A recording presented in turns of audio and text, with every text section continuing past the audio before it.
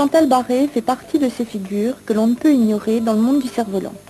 Sortie diplômée des arts déco, 68arde convaincue à cette époque, elle plonge résolument dans le cerf-volant en 1976. Une véritable culbute qui la conduit aujourd'hui à s'occuper d'ateliers pour enfants. Chantal est avant tout pédagogue et sa passion se perpétue à travers ses créations. Nous l'avons rencontrée dans son atelier, rue Greneta à Paris, une occasion donc de mieux cerner ce personnage qui se définit comme professeur de cerf-volant. Elle anime au moins une trentaine d'ateliers par semaine.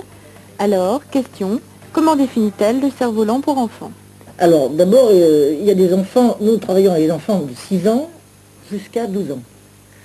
Donc déjà, le cerf-volant que nous faisons faire aux enfants de 6 ans ne sont pas les mêmes que ceux de 12 ans, c'est toujours encore de l'attraction. Hein. Puis alors, le cerf-volant ne doit pas être très grand, il ne doit pas tirer beaucoup, c'est évident, hein. Ça c'est bon, ce sont des choses qui tombent sur le sens. Hein.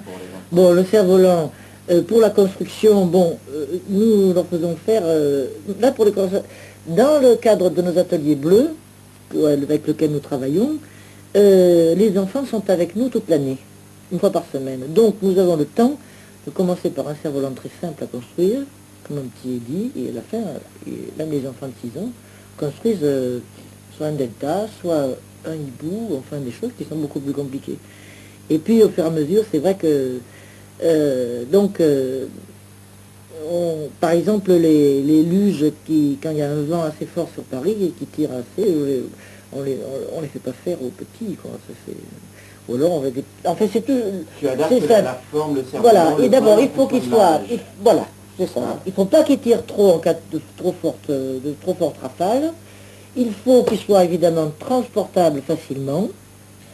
Et et puis pour la construction, ça c'est à nous de nous débrouiller avec nos méthodes pédagogiques adaptées maintenant à chaque âge de l'enfant. Et puis maintenant, alors cette année, ce que nous allons faire, nous allons entre guillemets mouiller les parents.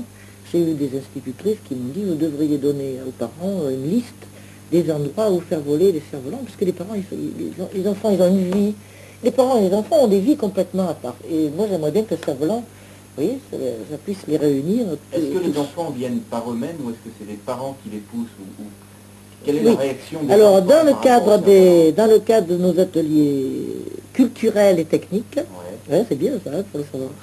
Oui, c'est bien. Et alors, c'est le chef d'établissement qui choisit, il y a une cinquantaine d'activités à choisir. C'est lui qui choisit cerf-volant.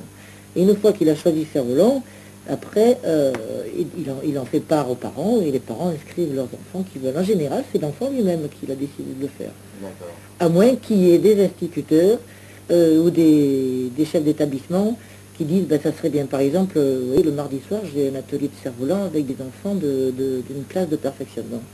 Et le directeur pense que pour eux, c'est très valorisant de faire ce cerf-volant, parce que automatiquement, nous faisons... ils sont obligés d'être tous premiers, d'avoir tous 10 sur 10. Bien sûr, Chantal a des projets en tête. L'un des plus tenaces, arriver à obtenir l'autorisation de voler dans Paris, intramuros pour y emmener ses chers bambins. Ah ben, ça ne le fait pas.